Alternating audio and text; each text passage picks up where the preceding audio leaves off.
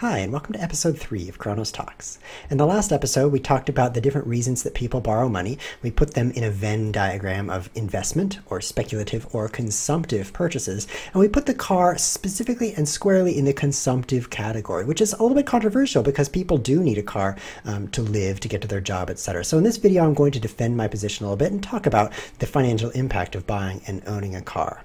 So I see buying a car as similar to buying food in a sense that you need a car. Now, maybe you live in a very dense area where you can just ride public transit or ride a bike everywhere you need to go. That'd be great. You could save a lot of money that way. Or maybe you live in a very rural area where nobody owns cars, in which case you're probably not watching this video. But for most people in developed countries, they need a car to get to their job and to get to their, the different destinations that they want to get to. So it's a need. However, food is a need. And you don't say that food is an investment. You don't say, okay, I need to borrow some money so that I can buy food and become rich. You're not going to invest the food. The car does not like spit money out of the front end. That's what an investment is. It gives you money back. It gives you a return on your investment. So a car is just a consumption that you need. But there's a lot of hidden costs to cars. So I want to start this video out by asking you, what do you think the biggest cost is to owning a car? And before you answer, it is not fuel cost. And I bet you thought it was fuel cost, because most smart people would say, yeah, I have to fill up my tank costly. It's definitely fuel. Well, it's not fuel. So what do you think it is? I'll give you a moment. You can pause the video if you want to think about it. What is the biggest cost to having a car versus someone who just rides public transit? Are you ready?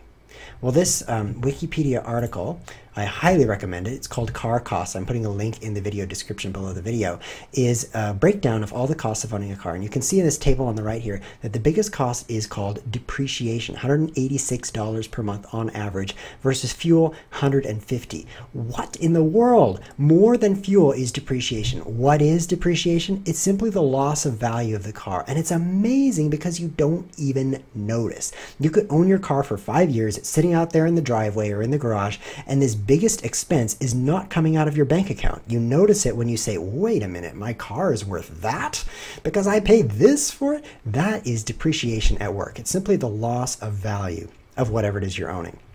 Now, the best way to save money on a very depreciating asset would be don't buy it, or buy as little of it as possible. Another asset category that does this is cell phones. Cell phones lose value very fast. I had a friend who was in the market for buying a cell phone because he has a very old cell phone, and he was approaching it completely the wrong way. He was thinking, let's see now, I know that cell phones will lose value very fast, so I want to buy an expensive high-end cell phone so that after a year or two, it still has most of its value. It still has some value. That's completely wrong from a financial perspective. Now, maybe it's correct from like a lifestyle perspective because everybody likes to have a new phone. But let me give you an example. Let's say I spend $600 for a new phone, nice, fancy, high-end phone, and a year later, it's lost half its value. So now it's worth $300. I've lost $300, or rather, I've spent that on the phone. If I sell that phone now and get $300 for it, I'm $300 poorer than I was a year ago. So the cost there is $300. Now let's take another example. If I say, wait a minute, this phone is going to lose value very quickly. I'm going to spend $200 on the phone. Now you can still get a pretty nice phone for $200, at least today in 2016. So you do that. A year later, it's only worth $100. You have lost $100.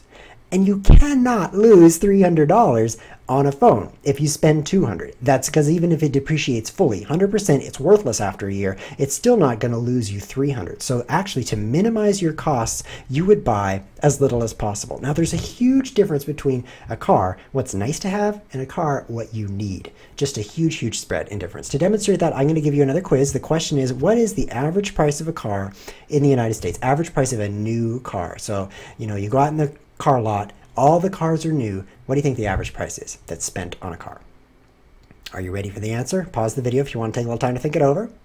The answer is, quick Google search, these are 2016 prices. The average price of a new car is $33,560. When I saw this, my mind was blown. That looks like a huge number to me. The reason is, I can buy a car that meets all of my needs for like a quarter of the price, or a third, or even a fifth. In fact, my car, I bought a car kind of recently, and it was like $7,000, $8,000, much, much, much, much, much much cheaper. And the thing about the car is that it's going to lose value. There's no way to like preserve the value of your car by keeping it very clean and changing the oil a lot. There is no way. It's going to lose a lot of value. A certain percentage every year. Cars lose like 15%. So any dollar that you don't spend on your car is a dollar that you really are saving, as opposed to something that depreciates slowly, like your house. It might even go up in value, or your furniture, probably not going to lose value really, really fast like a car would. So dollars that are spent on cars really do just shrink away. So that's the cost you need to be thinking about when you're buying a car. Cars will say, oh, look at the fuel efficiency. You'll save this much in fuel. That's true, but if you spend more money to get that fuel efficiency and that money disappears due to depreciation, you definitely need to consider the depreciation of the car. Now, most people don't pay this $33,000 because they don't have $33,000. They borrow the money to buy it. And this is interesting. Let me bring up a comment that was on the previous video. This is commenter Brenton here. This is episode 2 comments. You can read this comment on the previous video YouTube channel. And he says this part here: if someone could go to the store and buy the loan for the car off the shelf, because people borrow money to buy cars, for the price of the interest, many would still do that, and they wouldn't be irrational for doing so. He's addressing the fact that people borrow money to buy cars, and that's okay because the interest is really low. And he is so right. The interest is really, really, really low. In fact, I have a friend who bought a new car like 3-4 years ago, pretty recently, and he got 1% interest rate on his loan. 1%. That's like nothing. That's like free money. The problem is it's not free money because he has to pay back the loan. So he spent somewhere in the 20,000s range because he bought a new car. It wasn't 33,000, so he did save money compared to the new car.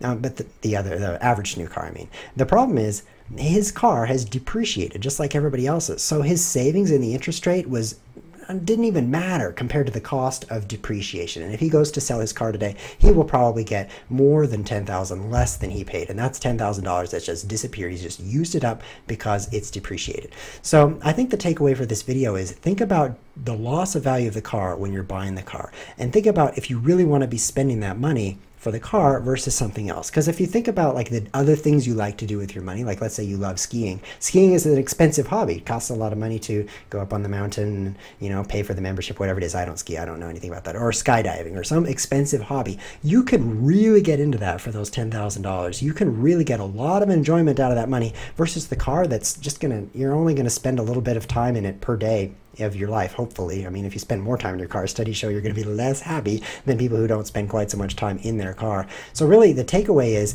take that money that you are putting into your car and put it into something that you'll actually enjoy. Now, I have to admit that it is possible to spend too little on a car as well. If you get something that is so beat up that you end up spending more to repair and maintain it than if you actually got something that was reliable. So there is definitely a spectrum, a balance between paying too little for a car and paying too much. But for what I've seen in the world, most people err on the side of too much, and that's why that's the focus of this video. Now, a car is one of the most expensive things that you'll purchase in your life, outside of perhaps your house. But in the next episode, I want to talk about some of the least expensive things that you buy. Maybe just a couple of dollars, but how forming a habit of purchasing them can add up over time. If you enjoyed the discussion today, please consider subscribing to the YouTube channel. I'm Kronos. Thanks for watching.